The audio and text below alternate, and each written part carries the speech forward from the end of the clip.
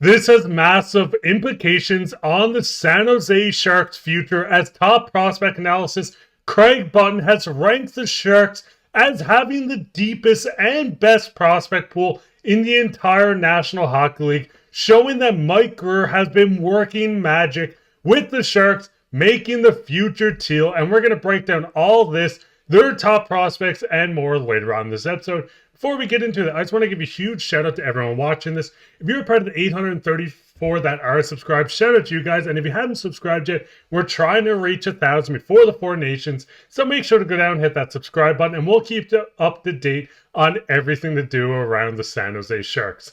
But with that, we got to hop straight into this today, where we do get a quick update before we dive into the prospects. Almost forgot that I put this in here. Colin White has been placed on waivers by the San Jose Sharks. I just wanted to add a quick news snippet. With this, Colin White did appear in a couple of games. It's not a big loss, and I do expect him to clear waivers. But it does seem, and this kind of leads into, the Sharks are willing to get the young guys of the Barracuda up to get looks in the NHL this season. Now, going into Craig Button's article today, we did see him break down the top prospect pools in the NHL. At number 1 was the San Jose Sharks. The Sharks pool has star prospects at every position. Forward, defense, in net, the quality runs into double digits and the depth well into the teens, with 2 players slotted in the teens who are already played NHL games, and that's excluding Muck and Macklin Celebrini. They got 2 more first-round picks on the way in 2025, their own, which could be another lottery pick, and now the Stars as well.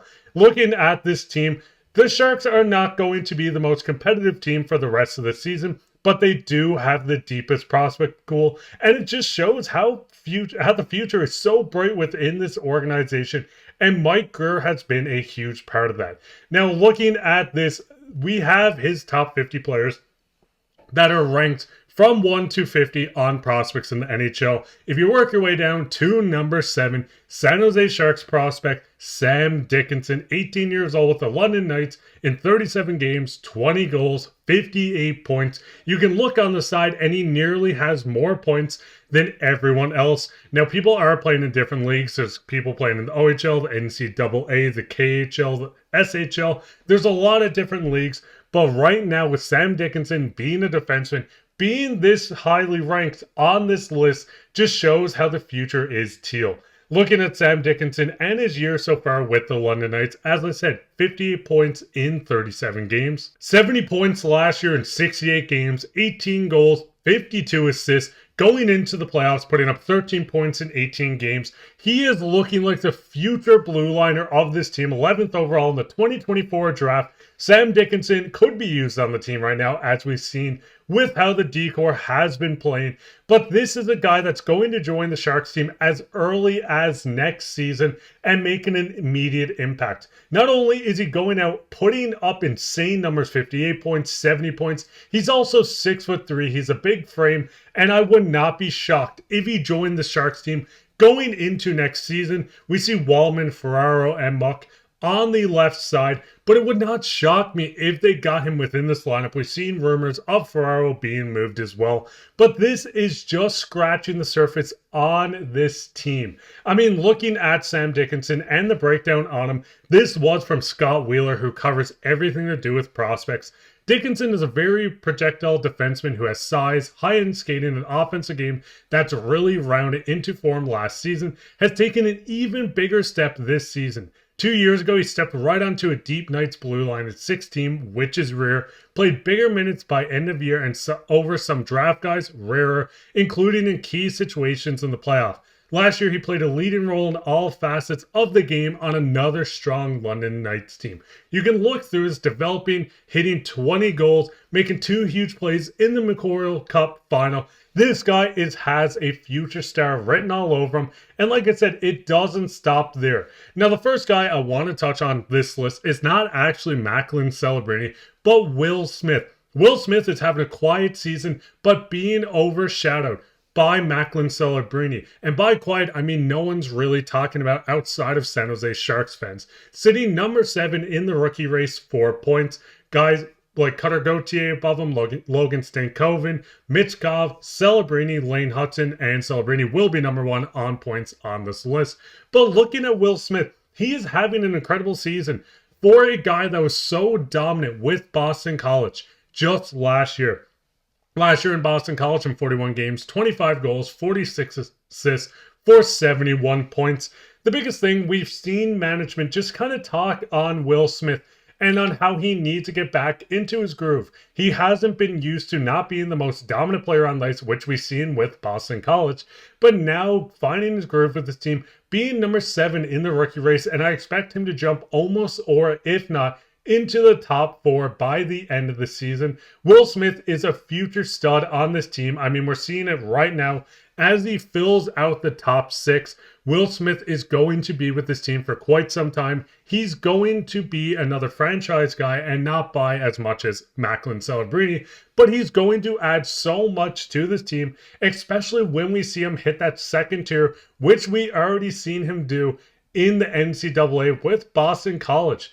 But looking at this, it doesn't even stop there. Well, number 5 on this list, Luca Cagnoni. Now, looking at Luca Cagnoni, he's only 20 years old, playing with the San Jose Barracuda. He has one of the most productive post-draft seasons by a WHL defenseman in decades last season, putting up comparable numbers to names like Olin Zellweger, Josh Morrissey, Shea Theodore, the last 3 of which were first-round draft picks, and first of which was drafted with second pick of the second round. In fact, he had the most productive under 20 season by a WHL defenseman since 1995.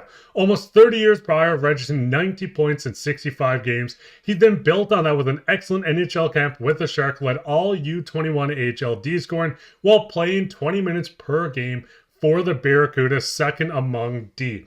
Looking at this list, like I said, there's so many prospects. This is not even touching all their top prospects. I mean, looking back at this list, if I can find it there, we see Craig Button having Sam Dickinson here. We were looking at the top prospects on the Sharks. Scott Wheeler had to go. Will Smith, Sam Dickinson, Askarov, who we haven't even touched on in this video, Musty, and Luca. Looking at these stats, it's been insane just watching this team grow, watching what Mike Grier has done with his team from players like Luca Cagnoni. Looking at his stats, as I said, 90 points in 23-24 with the Portland Winterhawks of the WHL, 18 goals, 72 assists. The year prior to that, 64 points. The year prior, 36. You can see the development season after season, only being 20 years old, smaller frame at 5'9", but looking like, once again, another capable NHL player waiting to join the Sharks team with guys like Sam Dickinson. Looking at the left side, right now things are shaky. Sharks fans, it's going to get better. Well, I hope it is. But looking at these two guys, it would not surprise me in the next 2 to 3 years, seeing both of them holding down not only the top pairing, but the second pairing on the left side with both guys. Looking at this, we can do a dive into Lucas as well, going into the draft. Dynamic edges with proactive activation. You can see he shifts one way, explodes in the opposite, hits the open teammate, flies up the rink to become a lead pass option. Every one of his puck touches builds off the previous, creating further time, space up the rink in the offensive zone. He controls the game, has a volume shooter, but rarely takes a poor one. This guy looks like a star as well. I know I keep saying how these guys all look like stars. It's not possible for all of them to become franchise guys or stars in the NHL, but it just shows how the Sharks have such a possibility on most of these guys hitting. I mean, looking at this, we haven't even touched on Macklin Celebrini, who Craig Button did talk about in his article as well, going into where he would not be surprised if Macklin can still hit 70 points, comparing him to the style and the caliber of player as first overall pick from last year, Connor Bedard.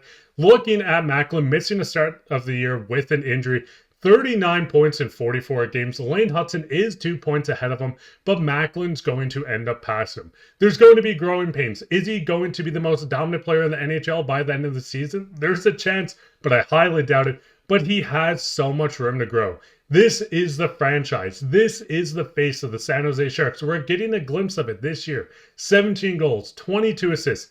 Macklin Celebrini is going to headline this team. You still have Sam Dickinson, who has not joined this team. You still have all the young guys on this roster that are currently playing with the San Jose Sharks, plus all the prospects that are going to join this team. But what's your guys' thoughts on this? What's your thoughts on Sam Dickinson and the San Jose Sharks being the top prospect pool in the NHL because I completely agree with it. What's your thoughts on Dickinson being ranked number 7 out of every prospect in the NHL? What's your thoughts on Will Smith? What's your thoughts on Askarov? Every prospect between Musty, everyone on this team and not on this team yet. Are you guys excited? Who would you rank as your top prospects? As I said, Scott Wheeler did write an article on it, but there could be some changes, and I want to hear your guys' thoughts. But go ahead and leave a comment down below. While you're down there, leave a like, subscribe, share this with your friends. We'll be back with another episode, and if you have any ideas on what we can talk about, sadly, the Sharks don't have anyone in the 4 nations, so we need to find some topics. If you guys want to give some suggestions down below, we'd love to cover them. But I've been your host, Mark. Bye, and take care. The future is teal.